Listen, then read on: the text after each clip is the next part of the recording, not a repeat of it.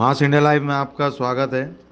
गुज़िश्ता हफ्ते एक पुरअमन तरीके से निकाले गए जुलूस को कुछ शरपसंदों ने सोची समझी प्लानिंग के तहत फिरका वाराना रंग में तब्दील करने की भरपूर कोशिश की, लेकिन पुलिस प्रशासन और समझबूझ रखने वाले कायदीन उलमा इकराम ने एक बड़ा हादसा होने से बचा लिया।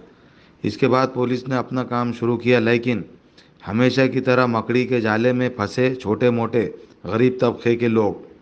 इसके पस मंज़र में जो पर्दे के पीछे रहकर इस गलत हरकत को करवाने वाले साजिशकर्ताओं तक पुलिस के हाथ अभी तक क्यों नहीं पहुंचे, यह अंदाज़ा लगाना मुश्किल ही नहीं नामुमकिन नज़र आ रहा है। कुछ सोशल वर्कर जो दिन रात आम लोगों की मदद में लगे रहते हैं, ऐसे लोगों को, कुछ उलमा इकराम को तो कुछ मेहनत कश अफराद को गिरफ्तार करके अदालत में पेश करने का काम किया गया। अरे भाई, मास्टरमाइंड को कब गिरफ्तार करोगे?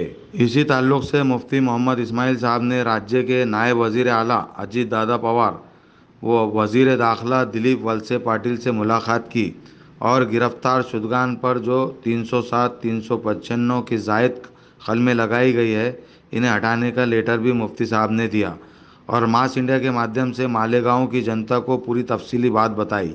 आइए देखते हैं मुफ्ती साहब ने मालेगांव की जनता से क्या कहा। मास इंडिया के साथ शफीक खान की रिपोर्ट। मास इंडिया लाइव में आपका स्वागत है और हमारे सामने मालेगांव शहर के एमएलए है। आज उनसे कुछ जानने की कोशिश करेंगे।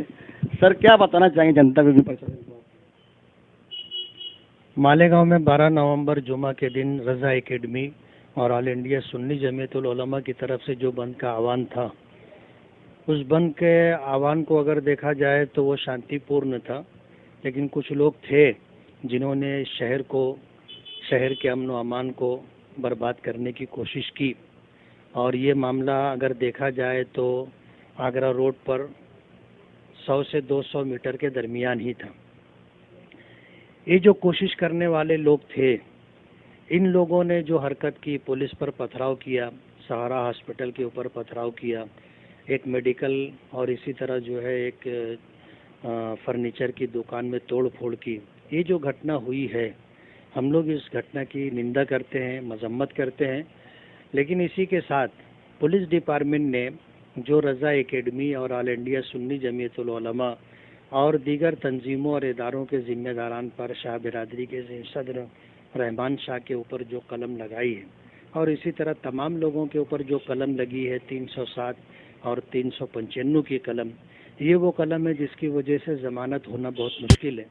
मैं इस मसले को लेकर के deputy chief minister Ajit Dada Pawar और इसी तरह स्टेट के होम मिनिस्टर दिलीप वलसे पाटिल साहब को मैंने लेटर दिया और मुलाकात की और मैंने उनसे ये डिमांड किया, बहुत तफसील से मैंने बात रखी कि ये दोनों कलम जिसकी वजह से जो है सभी लोगों के लिए बड़ी दिक्कत और परेशानी हो सकती है, ये कलम सब पर से हटाई जाए और तंजीमों और इदारों के ज़िम्मेदारान जो शांतिपूर्ण तरीके से बंद करवा चुके थे, निवेदन देने के लिए निकले थे और डिपार्टमेंट के ऑफिसरान की तरफ से उनको वापस जाने के लिए कहा गया कि तुम अपने ठिकानों पे चले जाओ, वहां आकर के हम निवेदन ले लेंगे। वो लोग वापस अपने ठिकाने पे आ चुके थे। इसलिए जो हालात ख़राब करने वाले लोग थे, उन लोगों के बराबर में इन लोगों को न रखा जाए, ऐसी हमारी डिमांड थी। तो उन्होंने मुझे पूरा भरोसा दिलाया है कि जिसका जितना रोल है उस पर उसी तरह की धारा लगेगी और उसके साथ उसी तरह का मामला होगा। जिसने झाड़ फोड़ की है, जिसने पुलिस पर पथराव किया है और जिन लोगों ने शहर के अमन व अमान को ख़राब करने की कोशिश की है, उनके जो मामलात हैं वो अलग से देखे जाएंगे और इन तंजीमों और इदारों के मामलात जो हैं ज़िम्मेदारों के, वो अलग से देखे जाएंगे। और एक अहम बात ये है कि उन्होंने पूरी इस घटना के अंदर जितने लोग हैं, चाहे वो तंजीमों के ज़िम्मेदारान हों या दूसरे लोग हों, 307 और 395 का कलम उनके ऊपर से हटाया जाएगा।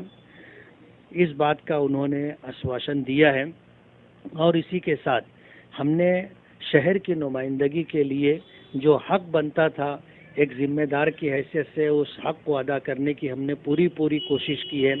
अगर हमें डिपार्टमेंट का सरकार की तरफ से इंसाफ नहीं मिलता है तो हम इंसाफ लेने के लिए हाई कोर्ट से रुजू करेंगे और 307 और 395 का कलम हटाया जाए, इसके लिए हम लोग कोशिश करेंगे। एक सवाल आपसे ये था, अजी ने बोले कि कुत्ता बोली कहा कि माहौल बिगड़े गया, तो पुलिस प्रदर्शन और आप एमएलए हो, तो इसके ऊपर रोक लगती क्यों नहीं? मालेगांव शहर की बदनसीबी कहना चाहिए, और इस बात को ले करके हमने हमेशा अपनी आवाज़ बुलंद की है। हाउस में भी हमने 1 से ज़ायद मर्तबा कुत्ता गोली, गांजा और इस तरह नशा आवर चीज़ों की जो ख़रीद व फरोख्त तो मालेगांव में हो रही है, उसके ऊपर पाबंदी आनी चाहिए, रोक लगनी चाहिए, ये डिमांड हमने की है। और डिपार्टमेंट ने हमारे कहने के ऊपर कार्रवाई भी शुरू की। इस घटना के अंदर जो लोग शहर के अमन व अमान को बर्बाद करने के दर पे थे, ये बात तहकीक से साबित हो चुकी है कि उनमें से बेशतर लोग जो है कुत्ता गोली खाए हुए थे और इसी तरह गांजे का नशा किए हुए थे और भी नशे आवर चीज़ों का उन्होंने इस्तेमाल किया था। यही वजह है कि वो किसी की बात सुनने और मानने के लिए तैयार नहीं थे। आज पुलिस डिपार्टमेंट को इस बात का एहसास हो गया कि अगर इसके ऊपर जो है कार्रवाई नहीं की जाएगी तो आने वाले दिनों में अंदेशा है कि शहर का अमन व अमान, लॉ एंड ऑर्डर बिगड़ सकता है और कुत्ता गोली और गांजे का कारोबार करने वाले और इस्तेमाल करने वाले शहर के अमन व अमान को बर्बाद कर देंगे। आप देखते रहिए मास इंडिया, शफीक खान के साथ।